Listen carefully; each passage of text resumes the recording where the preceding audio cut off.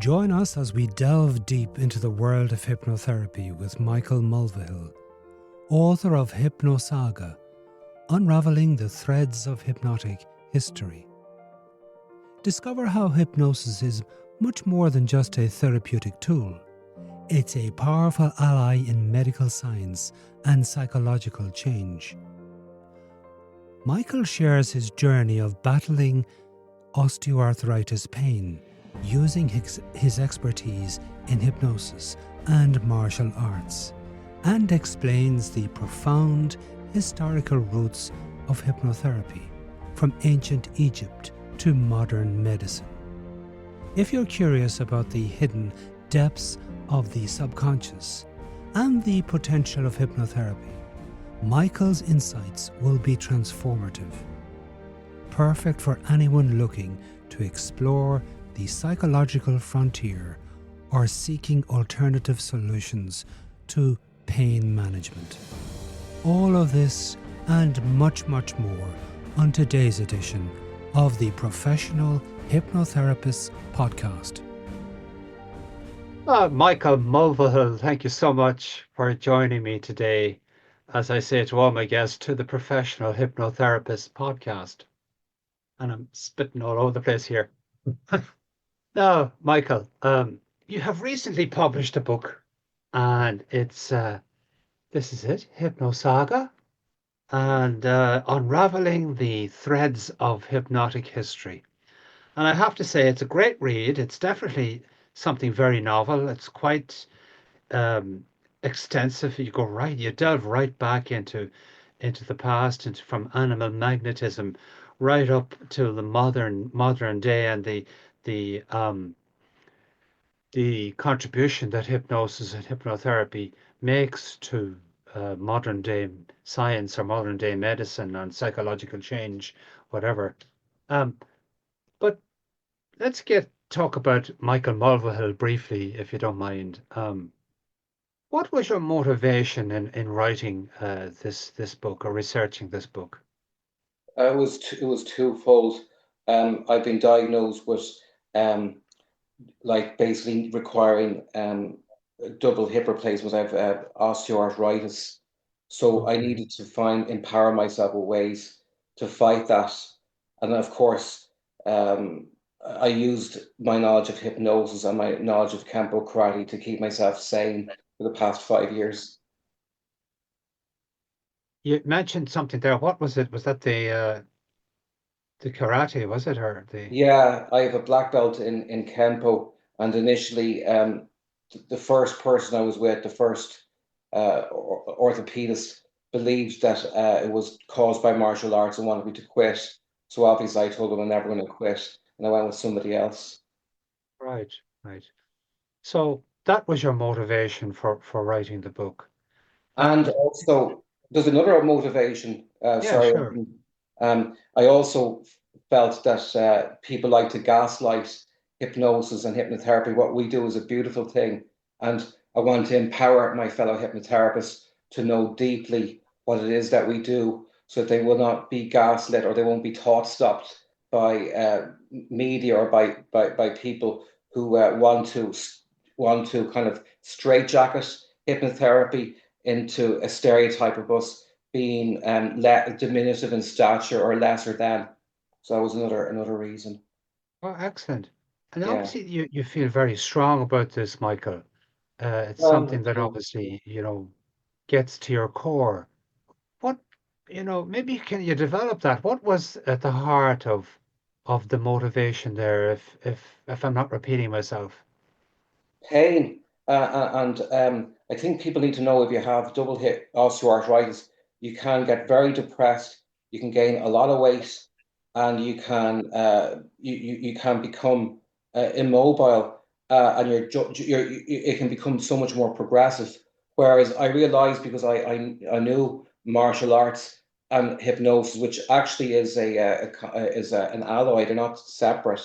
I knew that if I use these two with good diet and with good loving family I come from, that I can actually be healthy for my operation. And they were shocked at how healthy I was. But don't forget, you're talking to a person that wouldn't particularly care to walk up the road, but yet I was able to do exercise.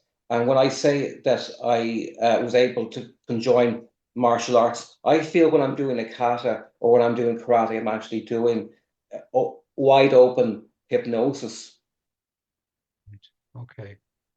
So it's well, it's conscious hypnosis, isn't it? It's Yeah, yeah. yeah.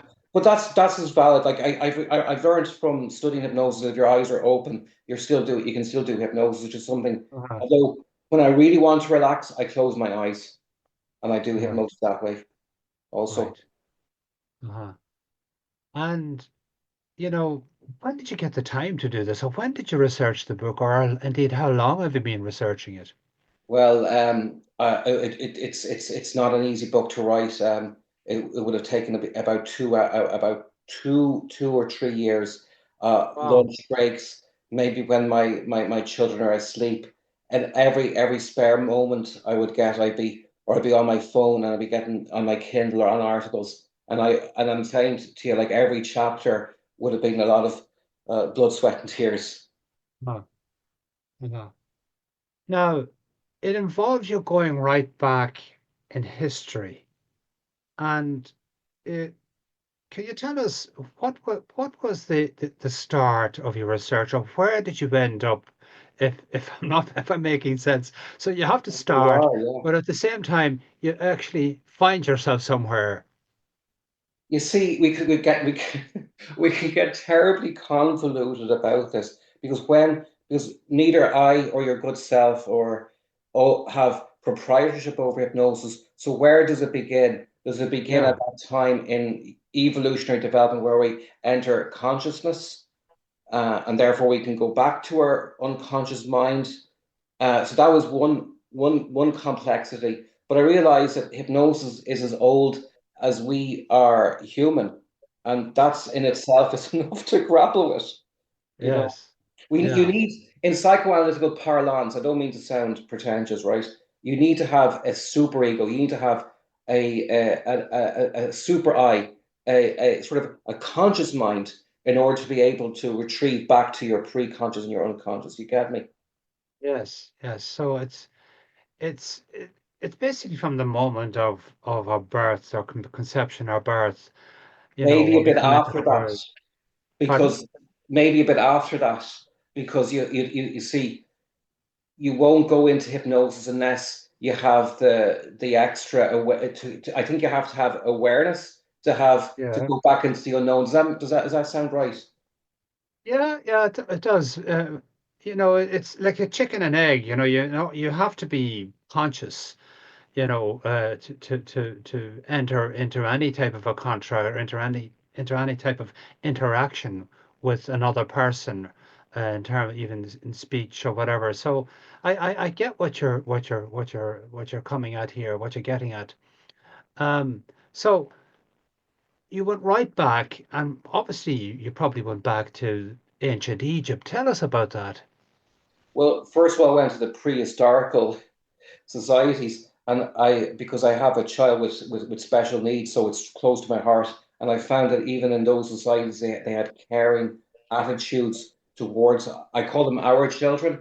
So, and I suppose the point where I feel that hypnosis starts to kind of play a role in society is indeed around ancient Egypt, Imhotep.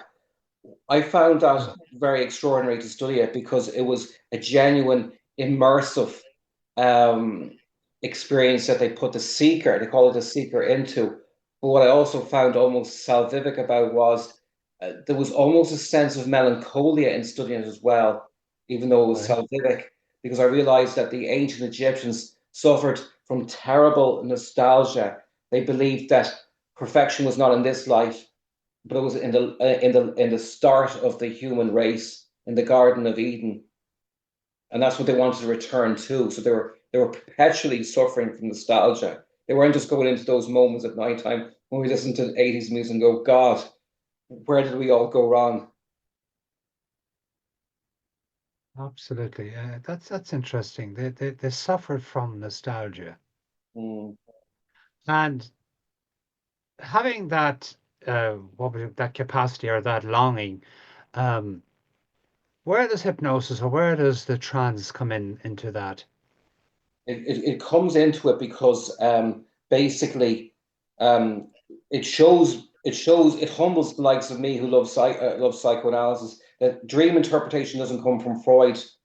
It actually comes from the ancient Egyptians. So you would go into the temple, and you would be well educated by your temple priest, and then you'd listen to all this gorgeous music, and you go deep within the womb of the temple into this immersive experience, which means you're going directly within the hidden depths of the human mind, and you're basically, the way the way hypnotherapy is very directive as opposed to non-directive. I can clarify that if you want, but you're having a directed dream, perhaps just an element of lucidity in it, where you're having either a dream with a deity Imhotep, or you're having a healing dream, or you're having an existentialist dream where you will have something about your existence, something about your deeper self, your core will be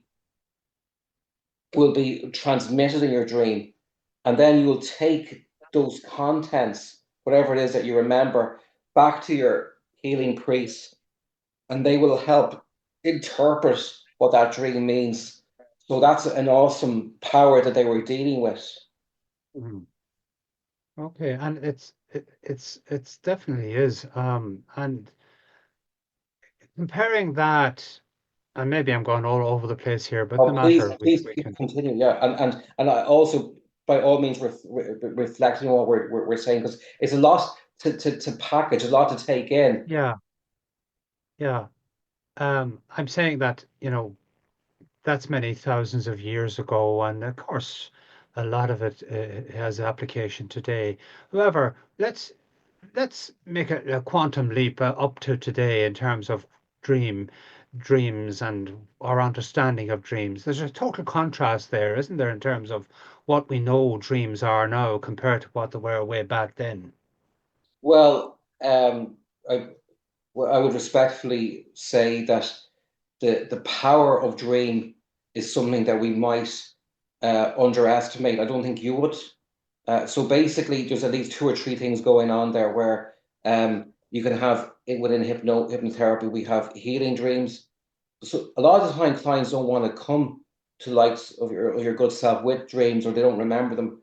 But you can ask them to have a healing dream within their hypnotherapy practice. But also, don't forget, a lot of the people who are coming to you, if they have trauma, they suffer from nightmares. And I think within that system, you can also teach them how to control their dreams through lucid dreaming. I think that lucid dreaming might have been part of that ancient system. But it's, again, that's a chapter that I didn't write. Not all things fell into my book.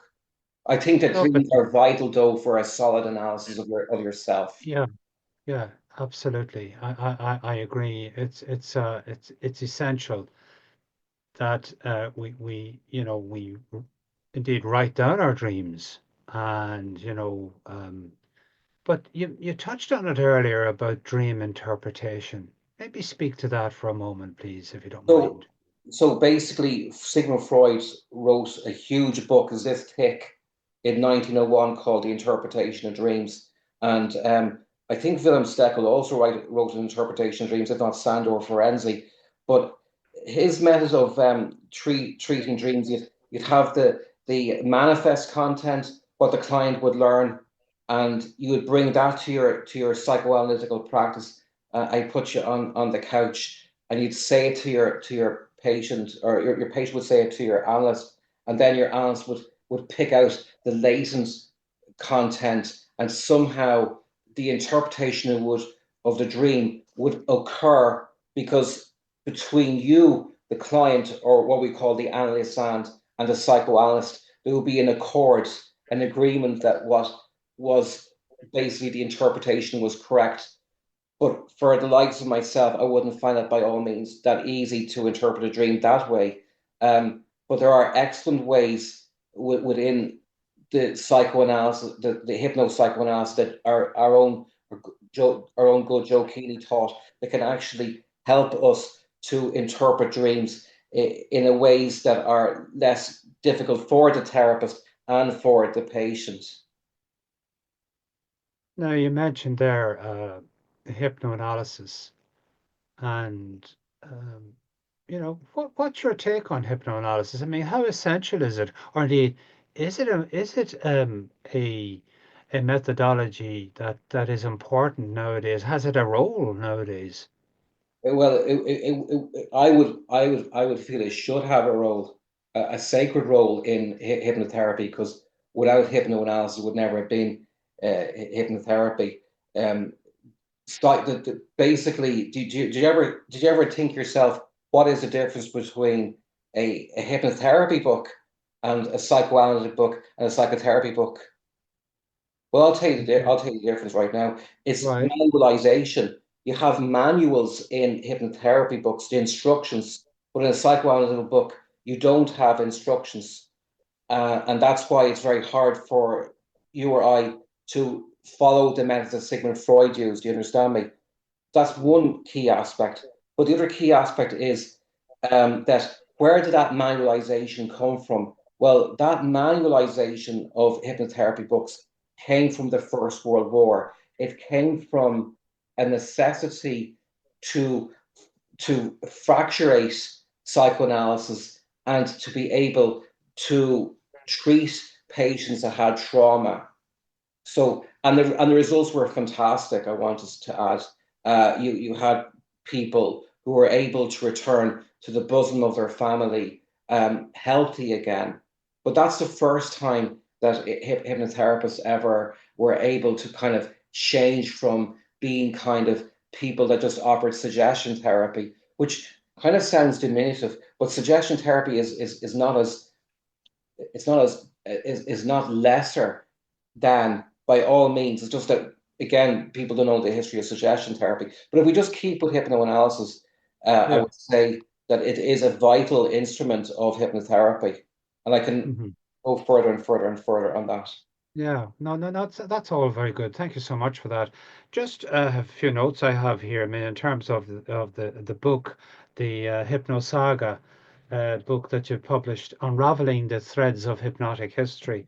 The topics that come to my mind is the evolution of hypnotherapy, which is really important. And number two, contributions of pioneers, the main protagonists there, like Mesmer, Lindner, and shaping the field of hypnotherapy, like hypnoanalysis that we just mentioned in historical context, like examining the use of hypnoanalysis during significant events, such as its application during the First World War. Mm. And indeed, number four, dispelling the myths about hypnosis. All of this is covered in your book, Hypnotherapy's Role in Treating Various Conditions. Well, something that since we were talking there about psychodynamic work, hypnoanalysis in historical context, um, tell us about its application in the First World War, if you may, please.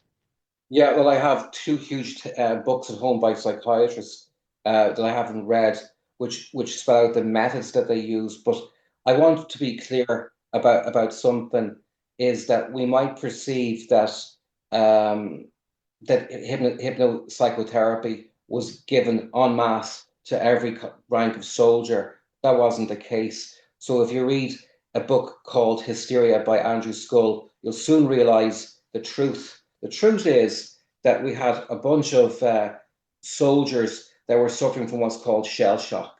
Okay. And they were seen and they were perceived, I would say they were misperceived as malingerers. And initially, they wanted to just put them against the wall and shoot them. They didn't know what to do Yeah. with them. But the psychiatrists would have used extreme methods such as Faradayization, electric shock.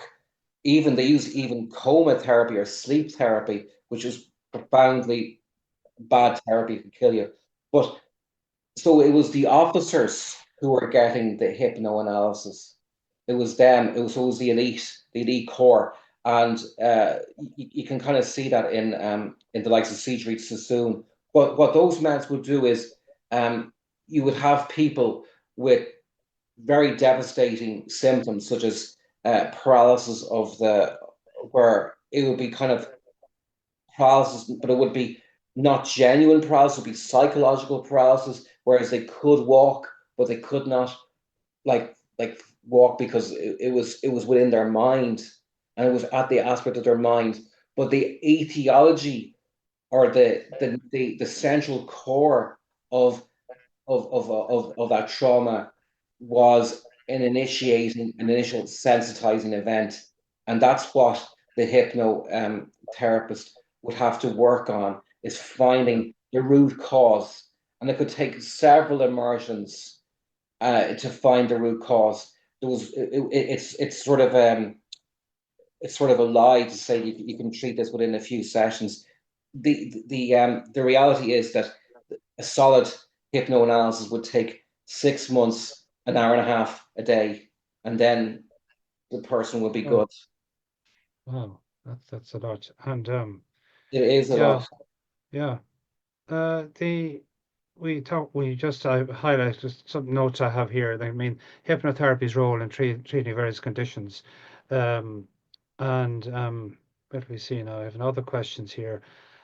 Uh, how did, yeah, I know we spoke about it earlier briefly, but what was your method of research in terms of if I may, maybe if we've covered this, we can move on. But something that occurs to me in terms of when you're writing a book such as this, you know, for anyone out there who's interested in writing a book, maybe on some other topic even, where do you start? Um, well, for me, I was able to have a good timeline, don't forget, because when I was a kid, I'd done my first college essay on the history of madness, which is basically, it's called madness because before psychiatry was invented, it was just simply, it was called madness. So I had a timeline of the discovery of the unconscious mind, and that's what I went on, was a timeline from that course, where you would start on prehistory, and I knew to conjoin it with the history of the medical history. But then I found a lot of original texts. So I found um, Braid's Neuropenology, his book. I found a book by De Lawrence, which again was a 19th century book on hypnotherapy. So I said to myself, well, if people don't think I haven't found gold, I have hit gold, because I found a lot of texts that were like original old texts. I even got a bit on De Faria and Henan de Cuvelier. So I found a lot of the original writers that I was able to kind of um, harvest. But in terms of Excellent. the So, timeline, I had a timeline, and I yeah, had a good idea of what I wanted to portray, and I still want to portray more, but that's why there'll be further volumes, mm. you know? I mean, you mentioned it took about 2 or 3 years or whatever. Yeah. You're a bit of a heavyweight, Michael, aren't you? Yeah. Well, you see, I could say that I find reading is one of my addictions, and then Right. karate, and then obviously caring for my family and maybe a bit Yeah. of faith, but that's my life. Yeah. And yeah, I do love reading it. It keeps me sane, you know? Right. I mean, because there seems to be no stone unturned for you to Yeah, produce a work such as you have in Hypnosaga. yeah, Um, no, thank you for that. No, there have been many, protagonists, if you want to call them, in the world of hypnosis, like Mesmer and James Braid. Maybe you just mention a couple of them or a few of them you know, that you believe are significant or are of importance. Mesmer was amazing. I mean, I think people would have a diminutive opinion of him because they would say, "Oh well, if his opinion was that the therapist has the power," but he was only going on what he knew at the time. But for me, Mesmer was engaging in something that we fully don't understand, and that is the non-verbal element of of therapy. And a lot of patients, they can't verbalize what hell they experienced, but they can visualize. And what was so beautiful about Anton Mesmer's therapy, and I think this is something that you or anyone who's a therapist can actually hone in on, was first of all the use of silence, which was a profound deepener for him, but also before he had his patients, he would he would basically meditate on the healing and the curing of his patient. He would he would basically visualize them being healed and visualize them being restored, which is a beautiful practice, you know. So that was one amazing thing he did, and yes, it was seen, and perhaps it was misperceived as being all about to do with the imagination, something that Anton Mesmer would have growled at the authorities for saying that about his therapy. But I think that his therapy, basically it allowed the patient to enter deep within the hidden subconscious, the deepest subconscious mind, and we generally had abreactions through this mysterious therapy. It was called a therapeutic crisis. And in modern hypnotherapy, we're a bit precious about hypnotherapy, about abreactions. We like to intervene and go to a safe place, breathe it out. But in the mesmeric code, if you're having a therapeutic crisis, the patient is just allowed to stay with it, and the therapist does not intervene. Yeah, excellent. And what something that occurs to me, Michael, is that, it is the client's trance. It is their experience.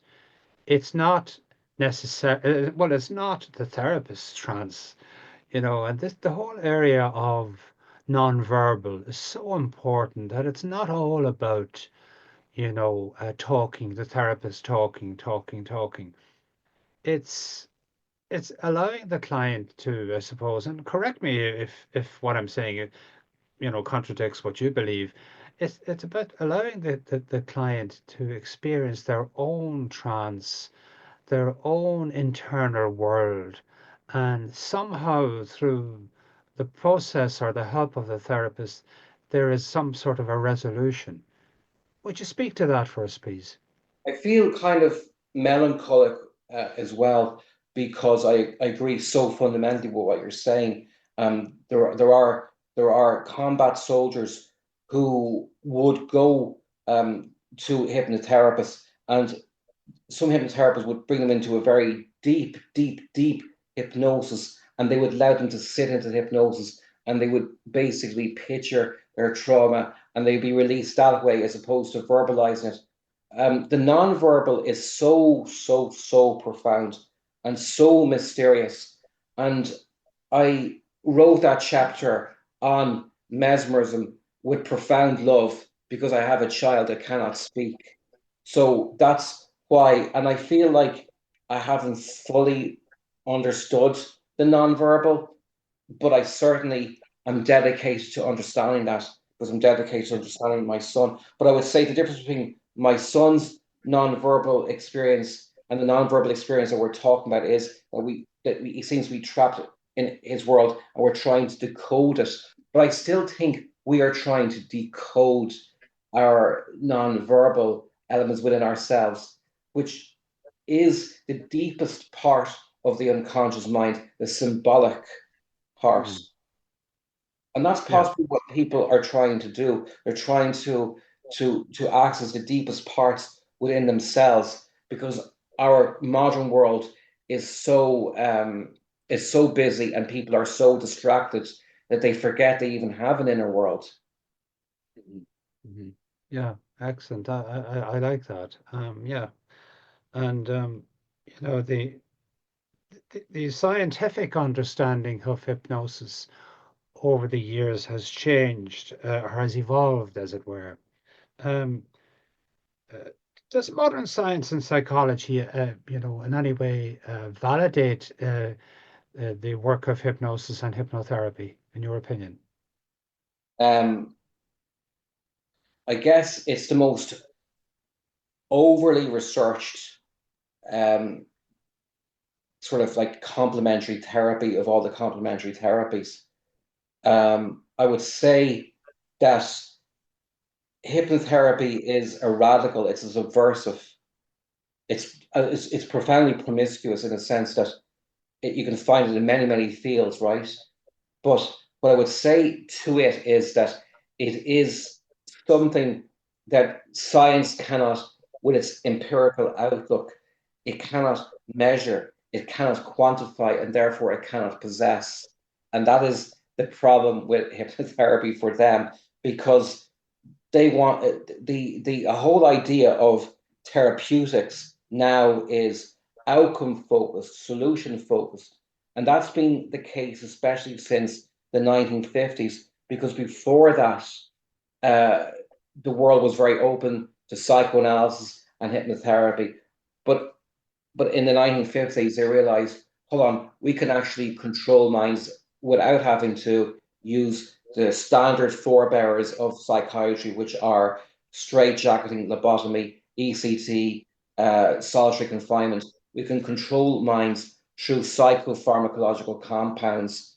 And therefore, the whole therapeutic outlay had to be all about short-term yellow pack therapy, and not long-term therapy, and not really, and it had to be about empiricism, and it had to be about what's measurable. Now, CBT is measurable. Behavioral therapy is the most measurable, most scientific of all the psychologies. But hypnosis and psychoanalysis is more of a sort of an art, and that's hard to quantify, it's hard to define, and it's hard to experiment upon. However, I warn you that there are elements that of hypnosis, certainly, that powers that be certainly do want to know, and sometimes they want to misuse it. And it's probably the most heartbreaking element of what we do, hypnotherapy and hypnosis and NLP and all that, is that it can be extracted and it can be used by non by bad actors. And I think that's something that the average hypnotherapist knows nothing about, you know? Yeah, I like what you say there. I think that's a really important point that you made. In terms of, would you say that that hypnosis is just a form of a placebo? What's your response to that? I think it's a dangerous idea to put across. I'm not saying you put it across. No, no, I'd just a say that question. you got a lot of alternative therapists who love to call everything a placebo. Yeah, Um, and then they love to talk in dichotomies of, oh, I'm not doing the curing, the client is doing the curing. They're not that kind of, I would call it fragmented thought, doesn't explain the whole amazing process of what we are doing. Um, and I wish to talk about the therapeutic lines, the transference, and the awesome power of the subconscious mind, which is something that the Western mind does not fully understand. Um, so yeah, I feel that we're doing well beyond what we understand when we're doing hypnotherapy.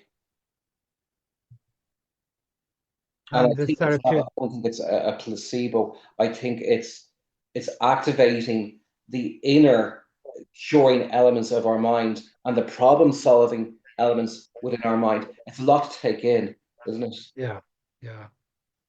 And just slightly to go back, because you mentioned there, hypnotherapy is, you can't quantify it, you can't put it in a box, you can't sort of almost, you can't label it, as it were, although we do label hypnosis, but exactly what is it? It's you you can't touch it, Well, and hypnosis or hypnotherapy, I can answer to both. Yeah, well, give us your take on that, please. So for me, hypnosis is an analgesic. It's a powerful analgesic. Trust me. I've been doing it because I've had my left hip cut out of me. So it's a powerful anesthesia. It's a powerful relaxer. It's a powerful anxiolytic, and it's a powerful antidepressant. So it is a gift from Mother Nature, which has gone all the way back from our earliest healers, the medicine man. So it is a gift. Now, hypnotherapeutics, that's what we're doing even right now. We're conversing. It's dialogical. You understand me? Before it was monologuing. So you go to like your QA and you would tell him your whole problem, and he would give it back to you through in a hyper intelligent script. He would tell you the way to the promised land. But then you have your Breuer. But if you want to know the true author of all therapy was a woman named Anna O. Bertha Poppenheim, because she taught Joseph Breuer how to treat her. It was called the talking cure. And then, of course, Freud took over from that. So it is a dialogical Yeah, uh, uh, right. entity, is what you're talking when you're talking about therapeutics. Hmm. Lovely. I love the, the Anna O, where she taught, as you mentioned, Breyer, uh, how to treat her. And, in many regards, and again, maybe this I'm jumping out into space here, I in want many you to, regards, yeah, go with me. I'm also there. in many regards, that's the case with every client, isn't it, really? You see, you're dealing with mysterious forces that your average therapist might know anything about. I'm not talking hypnotherapist. Your average cognitive behavioral therapist doesn't know truly what they're dealing with. You're dealing with something so awesome as the unconscious mind. And often you will hear therapists going, "Oh, they did not come with what they presented. It was, I found out it was something else." Well, take your time, because that something else will be something else and something else. But you're there as a witness to their suffering. And you are, as Freud said, you're taking out the wounds. But it's that element which he called God, that unknown element that is healing the wounds, that is Hmm. fastening. All we're doing is fastening the stitches. Yeah. But you're still a Fascinating. vital part in that, by the way. Beg your pardon? You're still a vital part in that. It's not a case of I'm not Yeah. doing the curing, therefore Yeah. I'm just sitting back and having a beer. But the therapist is very, very important. They are controlling their counter transference, and they are dealing with a transference of the patient, which is not an easy thing to do, my friend. No, indeed. Mm, Um, do you believe, in your opinion, Michael, go ahead. uh, that hypnosis is underutilized in modern day medicine? And if you do, um, Of course it is underutilized. Yeah. yeah, what needs to change in order for it to be more utilized, more used? Well, what would need to be changed is a change of mind. Hypnotherapists need to start empowering themselves and they need to start reading books like I read, or even my book to start with, because then they might go, "Oh heck, what I'm actually doing is awesome. It's not Yeah. just mechanical. It's not just, oh, I'm curing this and that, and I'm just not just a niche." But Yeah. doctors need to start talking to us, and they need to start realizing that we have a mandate.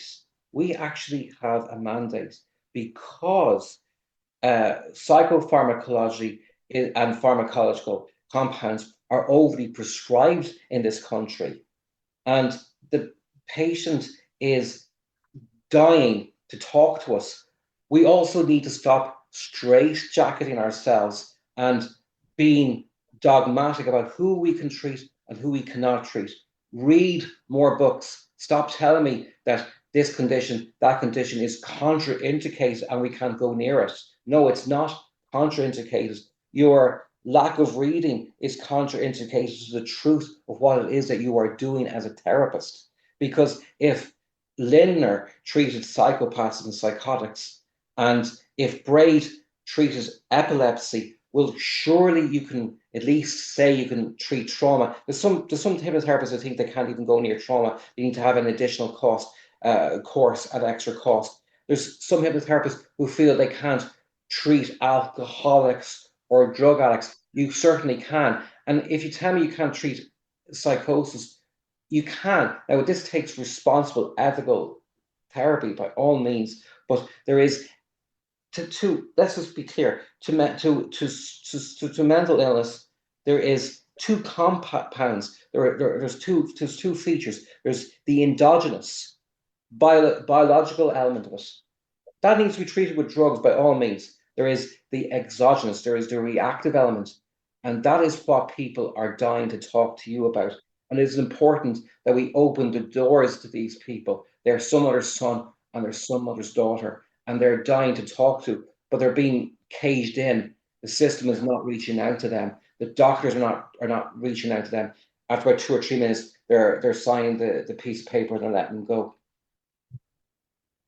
You know, what occurs to me, Michael, is that, you know, that in many regards that the treatment modalities that are available or indeed are allowed to be available more likely That's that. are in many ways, regard they're unsuitable. Well, yeah, or there's the professionalization of what we're doing as well. Like, especially in America, everything is a qualification, everything is a certificate. So if you want to be a psychotherapist, that's well and good. But if a client comes in your door that is an alcoholic, you also have to have a CASIC, and if you're in the state of New York, which is a credentialed alcohol substance abuse counselor certification. However, the reality is that De Lawrence in 1901 was treating alcoholics. So he had no problems with treating people. Now, if you're telling me, is it safe to treat? Of course, you have to analyze what you're dealing with. I'm not telling people that you go and treat a psychopath tomorrow. No, poor Lindner had a horrible time. If you read that, he even got assaulted by one of his patients, and it took a heavy toll on his health. He was chain smoking. He treated a Nazi, as you know. He treated a communist, and he treated the victims of this, and it had a terrible effect on his health, and he died at the age of 43. All I'm trying to say is that you remember I think one of my quotes was from Erik Erikson at the end. Is that the one? You know more than you know, and we are more powerful than we know as hypnotherapists. But I don't think we're willing to fully understand our power, because we live in an enormously litigious society. Don't forget. Yes, absolutely. That's a really important point that you make. And you know, I know we probably covered it earlier, and it's just, I suppose, a parallelism in that, and we're talking about your book, but we're also talking about hypnosis and the other aspect of hypnotherapy. And you mentioned that it is a powerful analgesic. And, you know, for any layperson out there who has chronic pain, you know, like, for example, yourself, you've gone through hip surgery. What's your experience in using hypnosis for pain relief?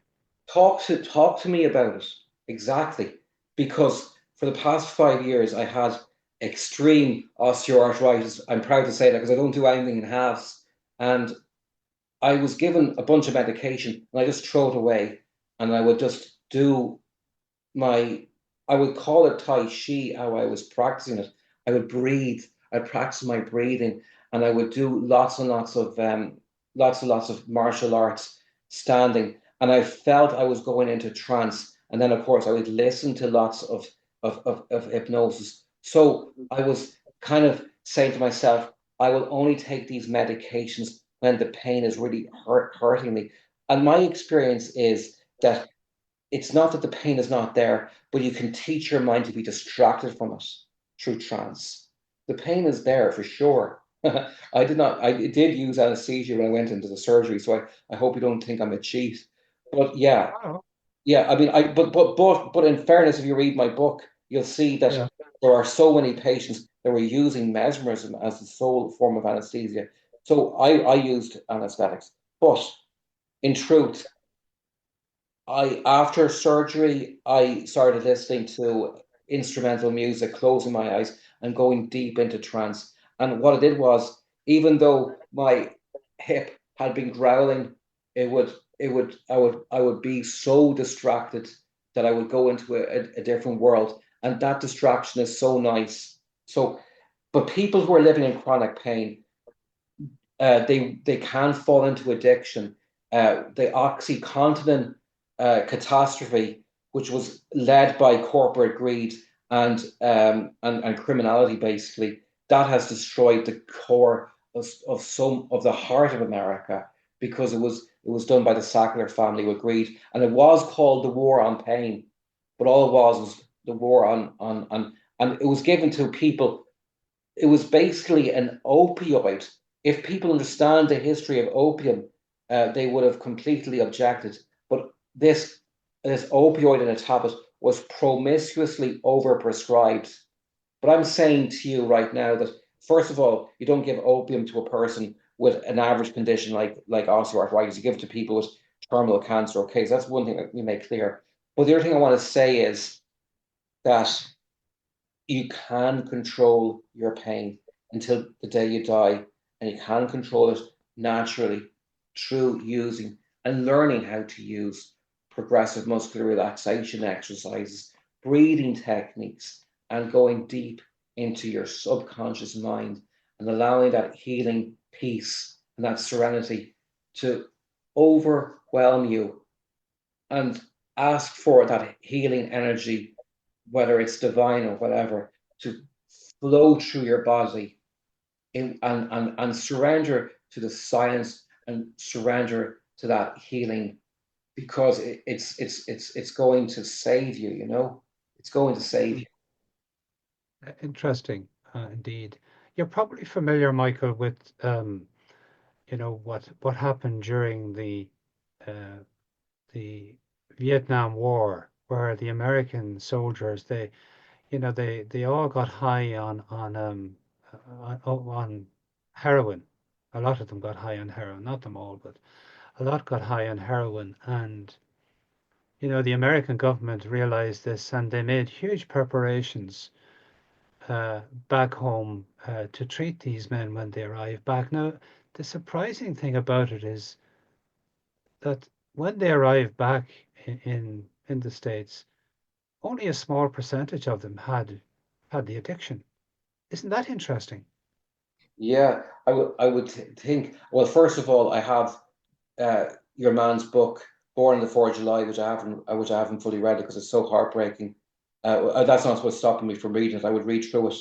I think what you're talking about there is that you're dealing with a severe trauma. You're a young lad. You're brought over to Vietnam, and you have um, group dynamics, right? Mm. So you're taking your heroin amongst a group of lads, but you're also anesthetizing yourself from the sheer hell of fighting in an unfamiliar territory like a jungle. So basically, you are self-medicating. So a lot of addiction is about self-medicating.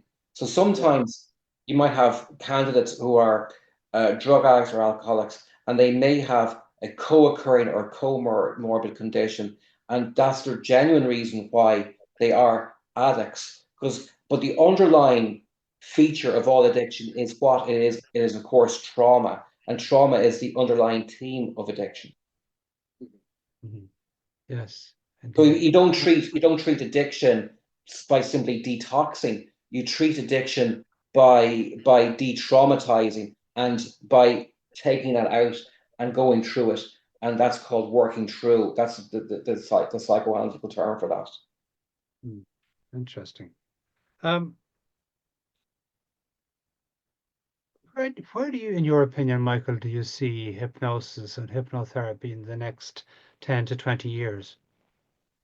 Um, well, I think that it's safe enough because it's offer a lot of the people are offering short-term therapies, and that's the sort of society we're living in. People don't have the financial means for long-term therapy, and they can make extraordinary gains, would you believe, in a short space of time. And the question is why?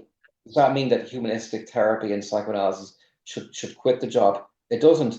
There's another thing that we tend to forget is that when you go to a hypnotherapist, they'll listen to you and they'll take a good account of what you're about, and they'll give you a personalized audio which you can carry with you, and that can carry with you for a year, 2 or 3 years. So you're giving yourself additional therapy, right?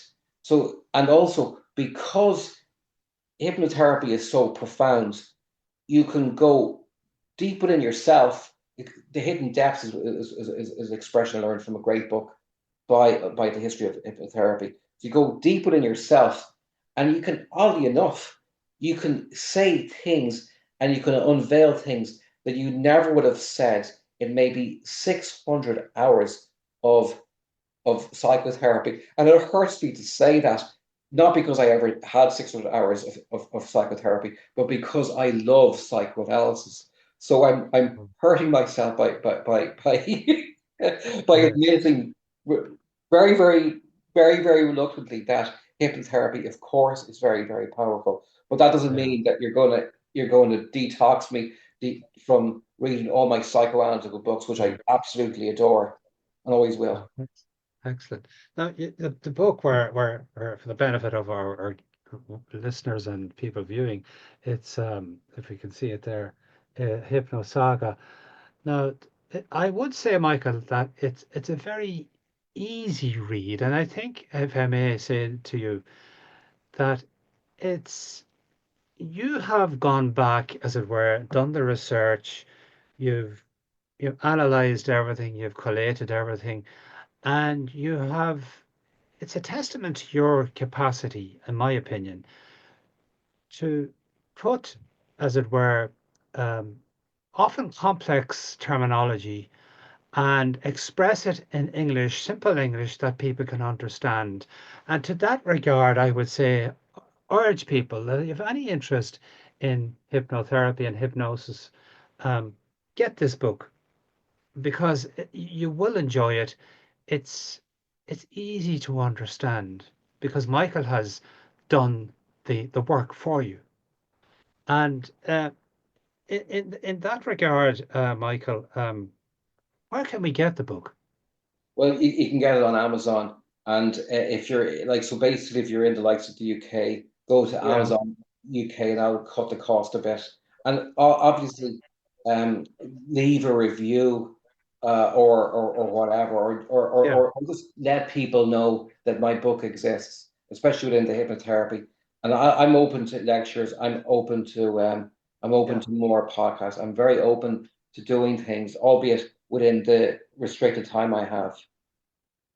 Great. Now, what, as the author of the book Hypnosaga, what would you, uh, what do you hope that readers take away from the book?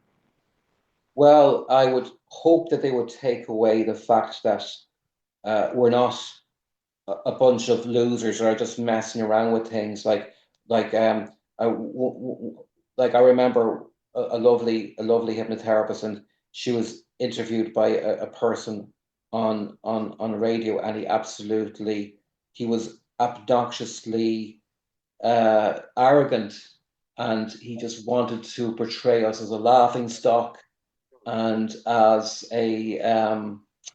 sort of something that's of insignificance. In my book, I clearly document that bona fide medical doctors, bona fide psychiatrists, even dentists, surgeons such as the Irish surgeon. I read two of his books. They took Yeah, hypnosis and hypnotherapy deadly seriously. And we are not just meddling in the occult or in some strange spirituality, which might put people who are ever in a cult off. No, we have a bona fide and genuine history, Yeah. and Yeah. we have even been accepted and it's acknowledged by medicine that hypnosis is a tool, a clinical tool. Yeah. Yeah. And if there was a message that you'd want the readers to take away, uh, maybe you've said it there, but if there was anything else that you'd like the reader to take away from this book, what would it be? Hypnosis can save your life, and it can actually and hypnotherapy, and it can actually improve the quality of your life, you know. And Yeah. but I would also say, because I would have my own prejudice, I would say that hypnosis is with martial arts, because I've seen what martial arts has done for me, in my recovery, and in my fighting um, osteoarthritis, that it is an alloy.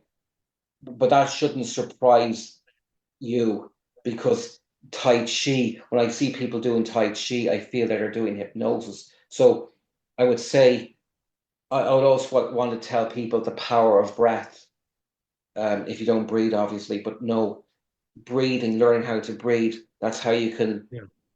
you can take away the tension, and you can take Yeah. away the trauma.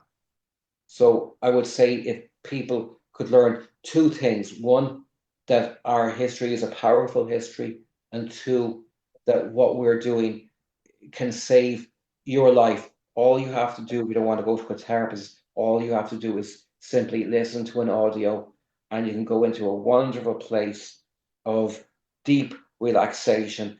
And even if you had all of the troubles of the world on your shoulders, they can melt away for that hour. Okay. Now you mentioned, Michael, that you're available to give talks. Yeah, You're available to do further podcasts. absolutely. Are you seeing clients? No, because of my, I'm absolutely dedicated looking after a child with special needs. Oh, okay.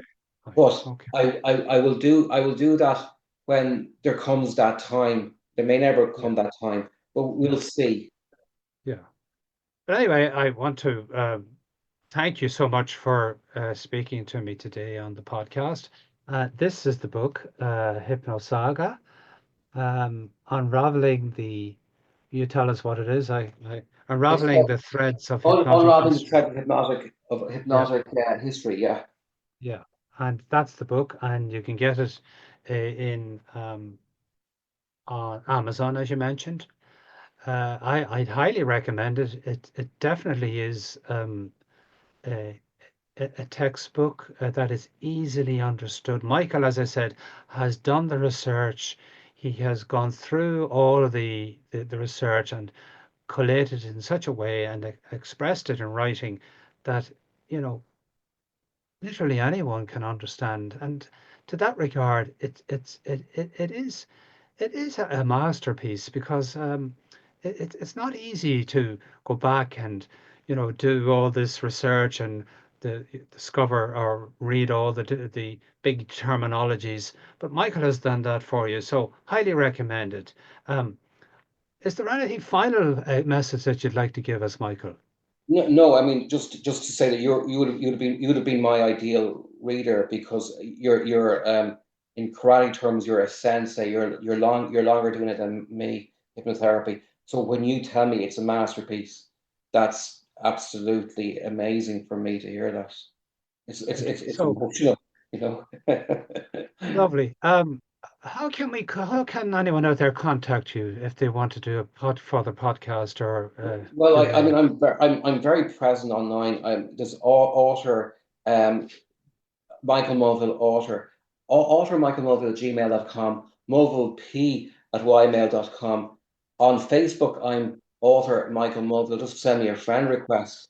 I'm on TikTok, as Dark Days Dawning.